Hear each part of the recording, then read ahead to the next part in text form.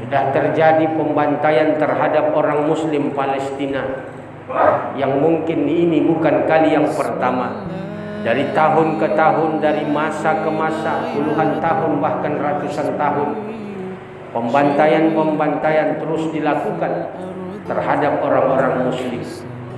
Kita meyakini dan menyadari bahwa pembantaian terhadap umat Islam bagi Muslim merupakan peluang untuk menuju syahadah, merupakan peluang untuk menuju syahid pada Allah. Orang-orang yang menyaksikan kenikmatan Allah sebelum mereka meninggal dunia. Jemaah Jumat yang dirahmati Allah Subhanahu wa taala. Sesungguhnya Yahudi bukan hanya musuhnya Muslim Palestina, dan sesungguhnya Palestina itu hanya sekedar nama. Sesungguhnya mereka sama seperti kita, seorang Muslim juga. Maka ketika orang Islam hanya membuat rangkuman Islam pembatasannya dengan negara atau wilayah, maka selama itu tidak akan terjadi persatuan di tengah-tengah seorang Muslim.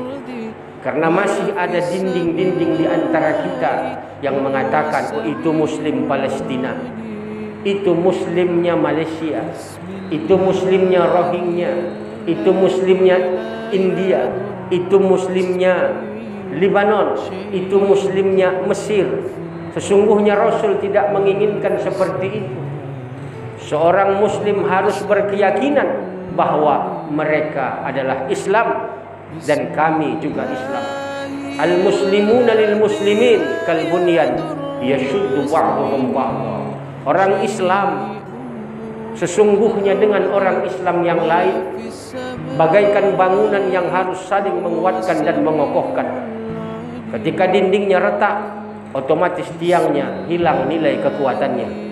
Apabila tiangnya rapuh, maka pasti atapnya akan menuju kehancuran. Maka seperti itulah Muslim siokianya. Jemaah Jumat yang dirahmati Allah Subhanahu wa taala. Kenapa sampai hari ini orang Islam terus dikangkangi oleh orang Yahudi, oleh orang Nasrani? Itu disebabkan bahwa umat Islam sampai hari ini masih mengkotak-kotakkan diri mereka. Seakan-akan apa yang terjadi pada saudara Muslim yang lain bukan urusan mereka. Seakan-akan apa yang terjadi pada saudaranya di negeri lain bukan urusan negara mereka. Maka kita harus malu kalau sampai hari ini belum ada niat di hati kita mengatakan bahwa Muslim Palestina adalah kami juga dan kami adalah Muslim Palestina. Jamaah Jumat yang dirahmati Allah, apakah Yahudi ini hanya musuhnya Palestina? Tidak. Yahudi ini adalah musuhnya umat Islam. Kalau Palestina dihancurkan dengan membombardir, dengan membunuh, dengan membantai, maka negeri-negeri Islam yang lain akan dihancurkan dengan budaya, akan dihancurkan dengan peradaban, akan dihancurkan dengan sifat keimanan mereka kepada Allah. Ini adalah upaya orang-orang Yahudi. Bahkan hampir tidak ada terjadi penyimpangan-penyimpangan apapun dalam Islam, kecuali pasti orang Yahudi ikut berkontribusi di dalamnya. Maka Allah Subhanahu wa taala dalam Al-Qur'an mengatakan, lan tarda 'ankal yahudu walan nasara hatta tattabi'a millatahum. Tidak pernah orang Yahudi, tidak pernah orang Nasrani ridha pada engkau wahai orang Islam sampai engkau mengikut agama atau langkah-langkah mereka. Jemaah Jumat yang dirahmati Allah Subhanahu wa taala. Oleh sebab itu, mari kita coba sedikit mengupas di dalam Al-Quran beberapa watak dan sifatnya orang Yahudi yang perlu kita untuk antisipasi, lalu mengambil sikap bagaimana sewajarnya kita mengambil sikap ke depan. Jemaah Jumat yang dirahmati Allah Subhanahu wa taala. Orang Yahudi menganggap halal darahnya orang-orang Muslim, halal darahnya orang-orang yang bernabikan Muhammad sebagai nabinya. Bagaimana yang diungkapkan di dalam Al-Quran, laisa alaina fil ummiyina sabilun. Tidak ada salah, tidak ada dosa, tidak ada kekhilafan bagi kami. Tidak kami dianggap seorang yang berdosa apabila kami membunuh, apabila kami mengambil hak, apabila kami menumpahkan darah, apabila kami menipu, apabila kami membantai orang-orang ummiyin, orang-orang golongan yang mengikuti aliran Nabi Muhammad sallallahu alaihi wasallam atau Islam. Jamaah Jumat yang dirahmati Allah, itu merupakan bentuk keyakinan orang Yahudi. Maka sampai kiamat mereka tidak akan pernah menganggap kita umat Islam ini sebagai saudara. Maka kesalahan besar kalau kita memasang kepada orang Yahudi, karena Allah sudah menyampaikan sifat mereka. Jamaah Jumat yang dirahmati Allah Subhanahu wa taala, di dalam Al-Quran yang kedua sifat mereka itu diantaranya hobi membolak-balikkan kebenaran demi kepentingan mereka. Maka sampai hari ini Yahudi tidak punya Tuhan secara konseptual. Mereka punya cara ibadah tapi tidak punya Tuhan. Kalau kita bertanya siapa Tuhan mereka, mereka aja bingung. Kenapa demikian? Karena mereka tahu mana yang benar, mengerti mana yang cocok, paham mana yang lurus, tapi mereka selalu menantang dan tidak mau mengikuti apa yang mereka ketahui. Inilah sifat dan watak orang Yahudi. Kita boleh lihat di dalam Al-Quran, ya ahlal kitab, lima talbisunal haqqa bil batil. Wahai orang-orang ahlul kitab, Yahudi, Nasrani, kenapa engkau campur baurkan mana yang benar, mana yang salah? Wa taktumunal haqqa wa antum ta'lamun. Kenapa kamu selalu menyembunyikan kebenaran di mana engkau tahu bahwa itu benar? Kenapa engkau selalu menunjukkan kesalahan padahal yang salah itu engkau tahu itu salah? Tapi itulah watak mereka. Sehingga apa yang dibawa oleh Nabi Musa, apa yang dibawa oleh Nabi Daud, apa yang dibawa oleh Nabi Isa tidak menjadi rujukan bagi mereka. Mereka punya kitab yang mereka yakini adalah hasil daripada keras kepalanya mereka sendiri. Jamaah Jumat yang dirahmati Allah Subhanahu wa taala, dalam satu riwayat ketika Islam jaya-jayanya ada orang Yahudi melakukan zina. Zina itu dilakukan setelah dia mempunyai istri. Maka setiap pelaku zina mesti dihukum rajam. Maka datanglah orang Yahudi ingin menunjukkan kebenaran agama mereka, bahwa mereka tidak mau dirajam seorang Yahudi yang melakukan zina. Karena mereka mengatakan menurut agama kami Yahudi tidak ada rajam. Maka kata Rasulullah sallallahu alaihi wasallam, dalam agama kalian ada rajam. Tidak ada wahai Muhammad dalam agama kami rajam. Kalau mau dirajam engkaulah dan umatmu, jangan kami orang Yahudi. Maka Nabi Muhammad menunjukkan, baca kalian ayat ini, surat ini. Maka ketika dibaca oleh seorang Yahudi yang berkumpul mereka mengakui tidak adanya rajam, maka mereka membaca ayat yang ada di bawah, ayat yang mereka yakini merupakan hukum mereka. Ada kata rajam di situ.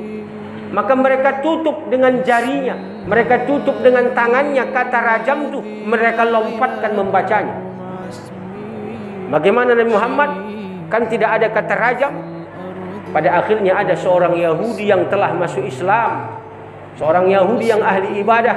Dia datang mendekati orang yang membaca. Memang engkau tidak membacanya, tapi engkau letakkan kata rajam itu di bawah jarimu. Inilah menunjukkan watak orang Yahudi. Tidak penting dengan kitab suci, tidak penting dengan perjanjian, tidak penting dengan kesepakatan. Yang mereka pikirkan adalah kepentingan-kepentingan mereka sendiri.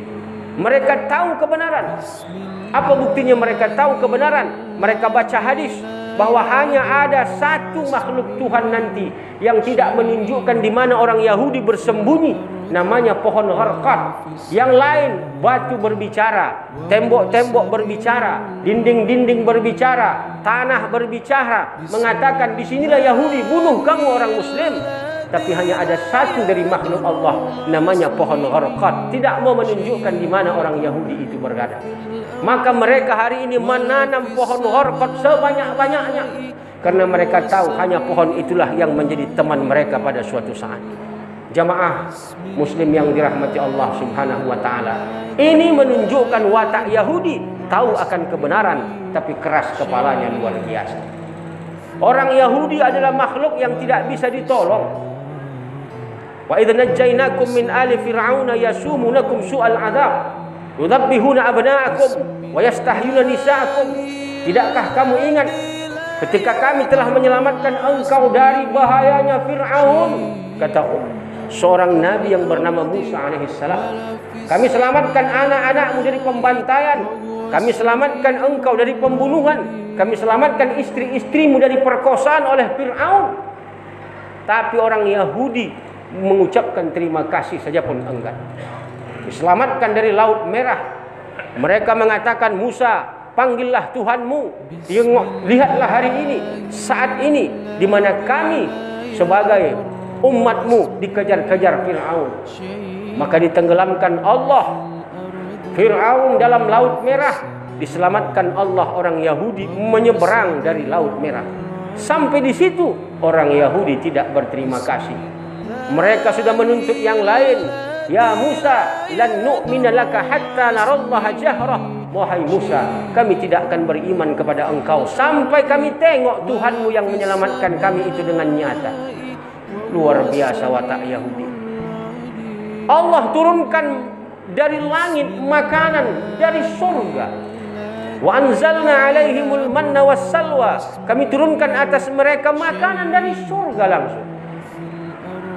Mereka juga bilang kepada Musa, lan nasbira ala ta'amin wahidin fad'u lana rabbaka yukhrij lana mimma tumbitul arda min baqliha wa kithaiha wa fumiha wa 'adasiha. Wahai Musa, kami tidak sabar atas makanan satu dua macam saja.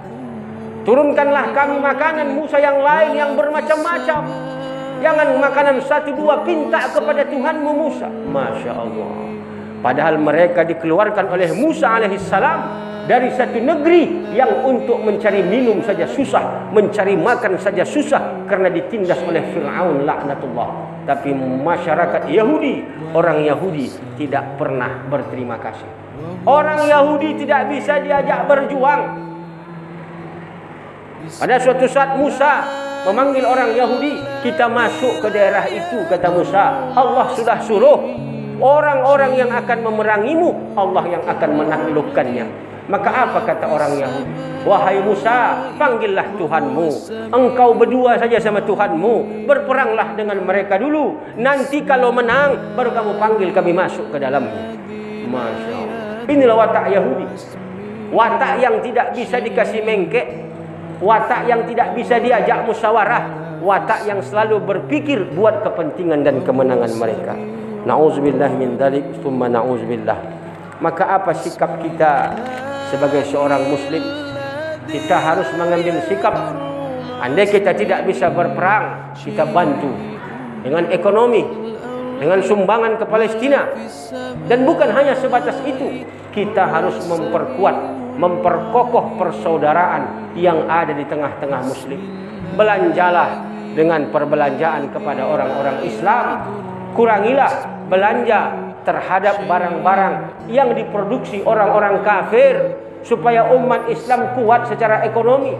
Kalau beli bahan bangunan, jangan beli ke bahan bangunan tempat orang-orang kafir. Apalagi bahan bangunan untuk masjid, musalla, tempat-tempat ibadah, sekolah-sekolah. Kalau bisa semua bahan bangunan belilah kepada orang Islam selagi ada orang Islam yang jualan. Kalau kita punya harta, berniagalah, berdaganglah. Banyak kebutuhan-kebutuhan real dari bangsa ini, dari umat ini, dari Islam ini yang belum ada dijual oleh orang muslim sendiri. Ketika kita bergantung terhadap kebutuhan kita, kita beli kepada orang kafir, sesungguhnya itu membuat kita masuk ke dalam perangkap sendiri.